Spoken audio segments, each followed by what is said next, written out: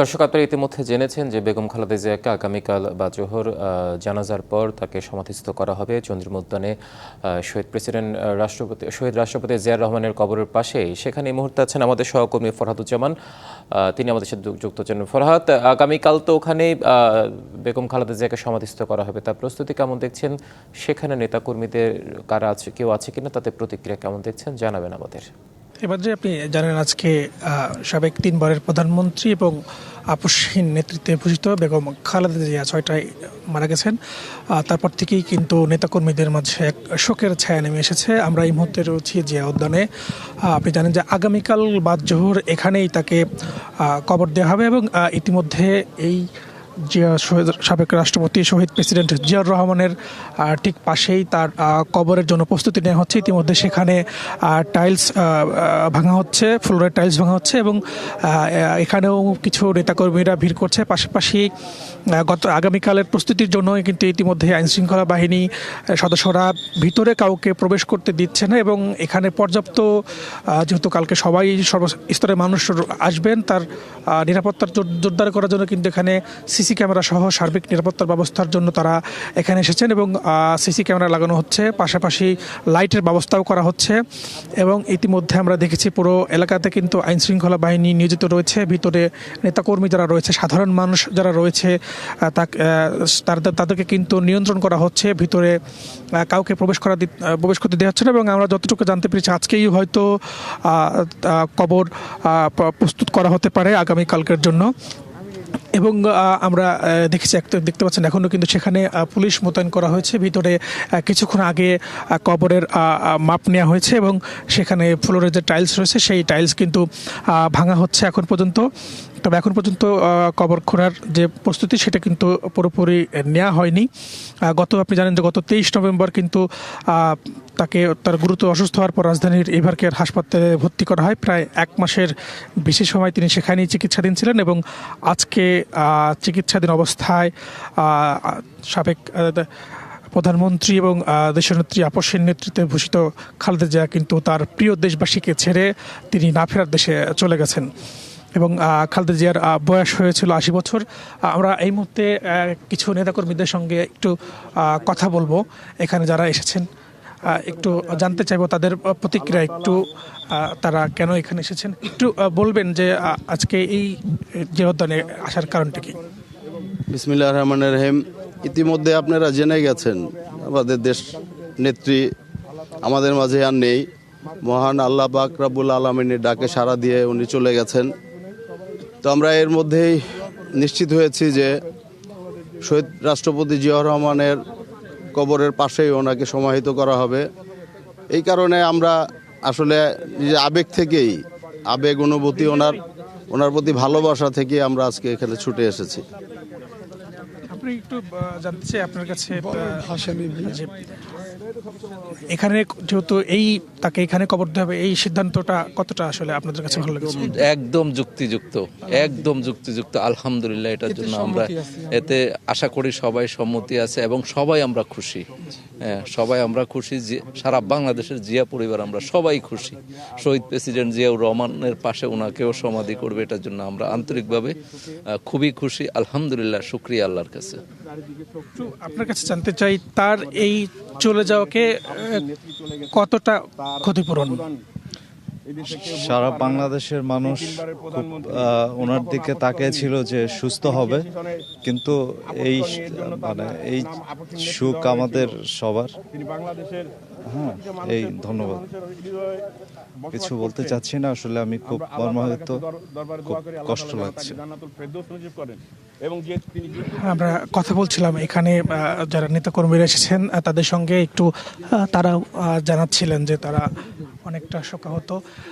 আমরা ভিতরে যাওয়ার চেষ্টা করেছিলাম, তবে কিছুক্ষণ আগে ভিতর থেকে আইনশৃঙ্খলা বাহিনী যারা নিয়োজিত রয়েছেন, এখানে দায়িত্ব রয়েছেন, তারা ভিতরে যাওয়ার অনুমতি দেয়া হয়নি। গণমাধ্যম সহ কাউকেই আসলে ভিতরে প্রবেশ করতে দেয়া হচ্ছে না, যেহেতু ভিতরে যেন কোনো ধরনের অপ্রীতিকর ঘটনা না ঘটে সেজন্য কিন্তু সবার জন্যই রেস্ট্রিকশন করা হয়েছে।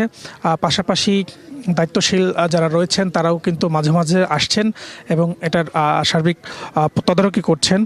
ইতিমধ্যে বেশ কয়েকজন এসে কবরের মাপ নিয়েছেন এবং সেখানে যে আপনি জানেন যে জিয়া উদ্যানের সাবেক রাষ্ট্রপতি জিয়া রহমানের মাজারটি কিন্তু পুরো টাইলস দিয়ে ফ্লোরিং করা ছিল, সেটা কিন্তু তার যেখানে কবরটা দেওয়া হবে তার ডান পাশে সেটা কিন্তু ভেঙে ফেলা হচ্ছে টাইলসটা এবং সেখানেই কিন্তু তাকে কবর দেওয়ার জন্য প্রস্তুত করা হচ্ছে। ভিতরে দলীয় নেতাকর্মীরা যারা রয়েছেন এখানে দায়িত্বপ্রাপ্ত তারা রয়েছেন, তবে ভিতরে গণমাধ্যম কর্মী সহ কাউকে যেতে দেওয়া হচ্ছে না। ইতিমধ্যে এখানে নেতাকর্মীরা রয়েছেন, তারাও ভিতরে যাওয়ার চেষ্টা করছিলেন, তবে তাদেরকেও যেতে দেওয়া হচ্ছে না। পাশাপাশি কাউকেই যেতে দেওয়া হচ্ছে না এবং আমরা দেখেছি একটু আগে কিন্তু খালেদা জিয়ার মৃত্যুতে 3 দিনের রাষ্ট্রীয় শোক ঘোষণা করা হয়েছে এবং আগামীকাল সাধারণ ছুটি ঘোষণা করা হয়েছে।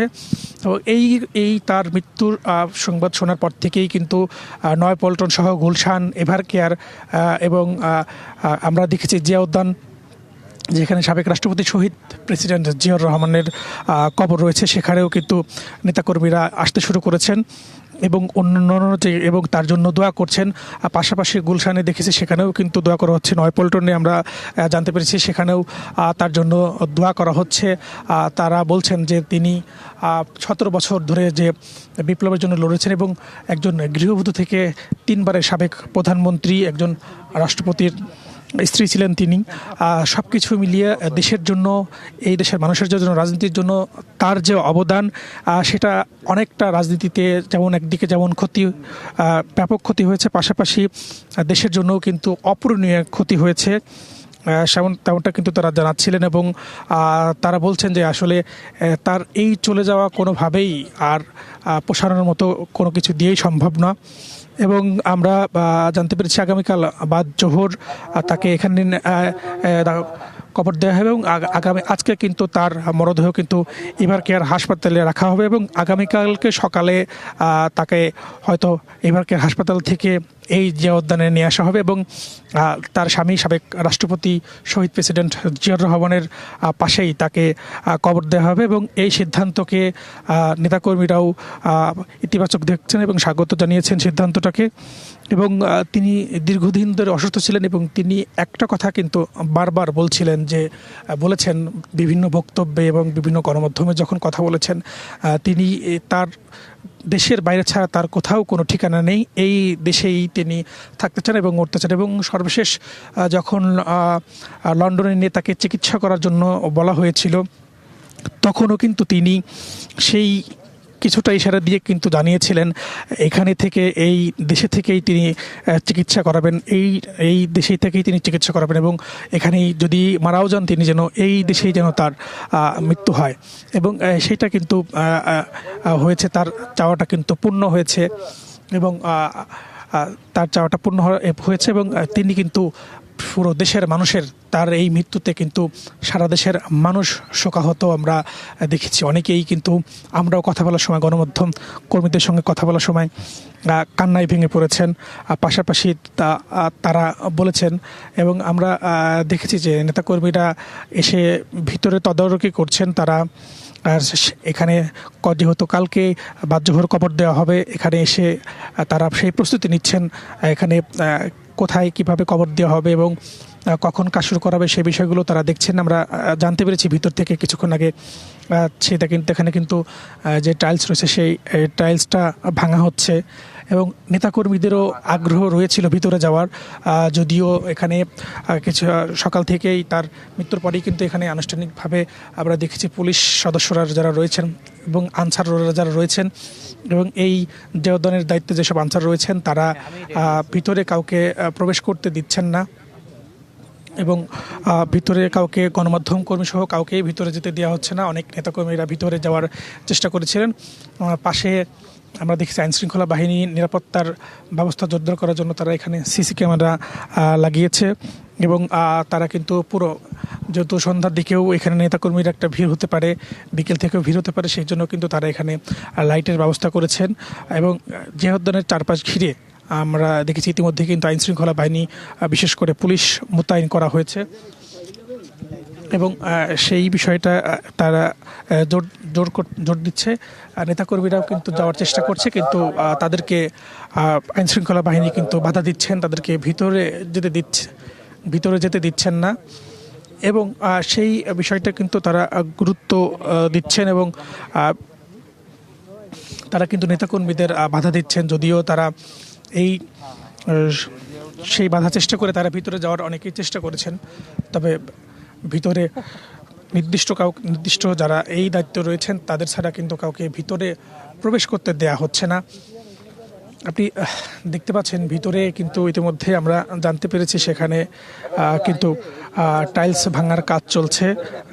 আজকে হয়তো তার খোঁড়ার কিন্তু পুরাপুরি কাজ হয়তো তারা শেষ করতে পারে, যেহেতু কাল বাদ জোহরি আপনি জানেন যে কালকে বাদ জোহর কিন্তু তার এখানে যে উদ্যানে শহীদ প্রেসিডেন্ট জিয়াউর রহমানের কবরের পাশেই তাকে কবর দেওয়া হবে এবং সেটা কিন্তু পরিবার এবং দলগতভাবেই সিদ্ধান্ত নেওয়া হয়েছে এবং সেই সিদ্ধান্তর পরেই কিন্তু তারা দিয়েছে। এখানে ড্রোন উড়ানোর জন্যও কিন্তু নিষেধ করা হচ্ছে, বারবার পুলিশের পক্ষ থেকে ড্রোন উড়াতে দেওয়া হচ্ছে না।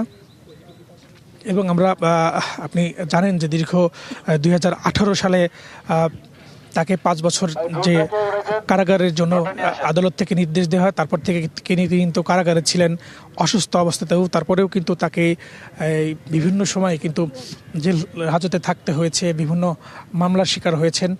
এরপরে 2024-এর 5 আগস্ট গণঅভ্যুত্থান পরবর্তীতে কিন্তু 6 আগস্ট রাষ্ট্রপতির আদেশে তাকে মুক্ত করা হয় এবং তারপর থেকে কিন্তু তিনি বেশ অসুস্থ ছিলেন, বিভিন্ন সময় হাসপাতালে গেছেন। সর্বশেষ এবছরের 7 জানুয়ারি তিনি অসুস্থ হওয়ার পর তাকে কিন্তু লন্ডনে নিয়ে যাওয়া হয় এবং সেখানেও কিন্তু নেতাকর্মীদের যে ভালোবাসায় তিনি সিক্ত হন।